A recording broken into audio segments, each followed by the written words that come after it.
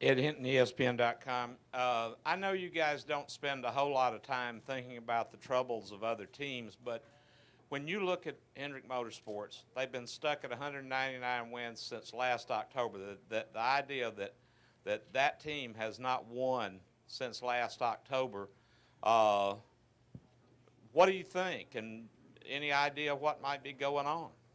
Yeah, I really feel bad for them guys. I mean, they've only won the last 5 out of 6 championships, and the guys really are on a tough run. I hope they get it straightened out.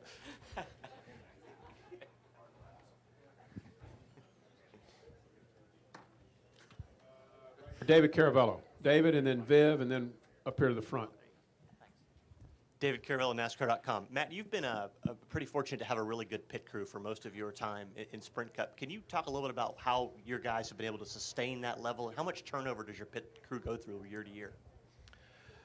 Well, I mean, it's been a really long time, since we've been together. So obviously there's been some turnover with guys, retiring, off the over-the-wall part and things like that. But I have always been really fortunate to have a great crew that's worked really hard at it. I think that really starts more, Roush Fenway Racing and the guys, the pit crew coaches, and Robbie originally organizing that deal and all that. So they work really hard at it. It's a performance business. I think everybody on pit road has got so much better than they were 6 or 7 years ago. It's hard to have a big advantage, and obviously it's track position is more important than probably it's ever been. So I mean, we put as much emphasis on that as you do on a race car. I mean, you really have to work on your pit stops as much as anything else. So those guys work really hard at it, and I think they do a good job.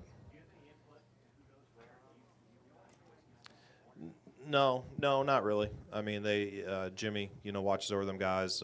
Robbie, the pit stop coaches, all those guys look over it, and they try to get the best guys for the position as far as not only speed but the accuracy part as well. Not letting tires roll across pit road, not leaving nuts loose, not dropping a jack before it's full, all those kind of things. So I think a lot of the guys, everybody over the wall except for one guy is the same guys that we had last year. It's a group that's been together, and there's a bunch of moving parts to that deal. You got to have a group that works good together. You might have, the fastest tire changer somewhere, but maybe, they're not in sync with a tire carrier and a jack man or whatever. So I think having that group, keeping it together and keep them guys and keep them working and keep trying to get them to improve, I think is always an advantage to keep the group together if you can. Let's go Viv, and then we'll come up to the front row for a couple. Go ahead, Viv. Viv Bernstein, NASCAR.com. How long did it take you to figure out Darlington? And I'm thinking of Danica's, she's got her first shot. How long did it take you to figure it out?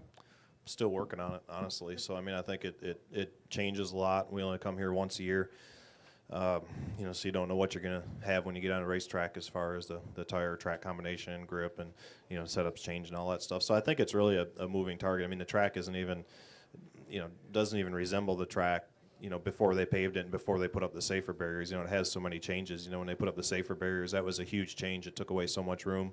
And then obviously when they paved it, that changed the whole ball game again. It really didn't drive like the old Darlington at all. It didn't get slick. It drove more like a Charlotte or something like that, but with a much narrower groove. So I think it's always changing, and you're always trying to keep up with those changes and always trying to learn and get better.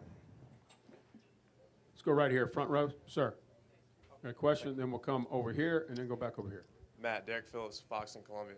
With Darlington being so unpredictable, do you personally as a driver like driving here? Obviously, the way the track's so just technically old school. It obviously gets to showcase the driving skills that you guys have. Do you personally enjoy just racing here? I really enjoy it, and appreciate it. So I was riding a motorcycle down here last night, and I was just sitting there thinking I kind of enjoy the couple-hour quiet time. And I was just thinking about how cool it was the first few times you came here, and it was Labor Day, and it was always in the 90s, and you were just sweating standing there, and then you had to get in there and drive 500 miles, and the track would slow up so much, and it seemed like it was almost a 5-hour race, and you were just totally done, spent when you were done with the race. And I always remember how special that event was and being part of that. So I'm glad we still get to come down here. I'm glad the Southern 500 is still alive. But I certainly spent some time thinking about that last night and how cool that was. And it was a race you always look forward to, but you're always making sure you're in shape and you're drinking a lot of Gatorade and you're hydrated and the car, everything was right in the car because it was always a marathon, and it was always hot, slick, and treacherous. Right here, front row. Mark Haggard, WPDE in Myrtle Beach. How is Danica viewed by the other drivers in the garage? I mean, what's a reputation, and how do you get along, and what's the feel? Well, I mean, it'd probably be better to ask somebody that's raced against her. You know, I haven't ran any nationwide races, so the one time I was on a track with her at the same time was at Daytona, and obviously she got caught up in a crash in the first lap or something. So I haven't really raced with her. I haven't really interacted with her. I don't really know her that well, so that'd be a tough question for me to answer. Back over this way to Jennifer. Matt, I'm Genevieve here with Skirts and Scuffs. A few weeks ago, Mike Helenoff was talking to us, to our team. Sorry about that. Oh, it was a good conversation. And we wanted to know if you ever got up on the spotter stand with him, and he said that you would never get up there to do his job until he got in your car to do your job. So my question to you is, would you ever get up on the spotter stand and help a driver? And do you think it'd be easy to get a driver to victory lane, or is it easier as a driver to get there, regardless of who your spotter may be? So the spotters get us to victory lane now. I see. You did talk to Kalanoff, didn't you? I didn't realize that. I have spotted a few times for my son, and I gave up. I don't like. My son is very polite and quiet and everything, but I don't like the abuse at all. And the spotters get a lot of that usually, and it's a lot harder than it looks. And being a driver, it's really hard for me not to talk too much. So, and I don't really like heights, so I don't really have a lot of interest in spotting. David, right here. Jenny or Craig? I know you have an announcement Monday, but can you clarify the whole car number situation? Are you going to be 17 next year? I probably can't tell you that. I was got me in a spot. I don't know how to say this here.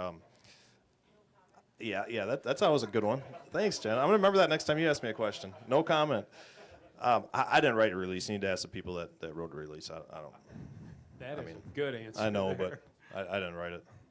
I was as surprised as you were to read some of it, the way it sounded. So. Okay. Should be a good announcement.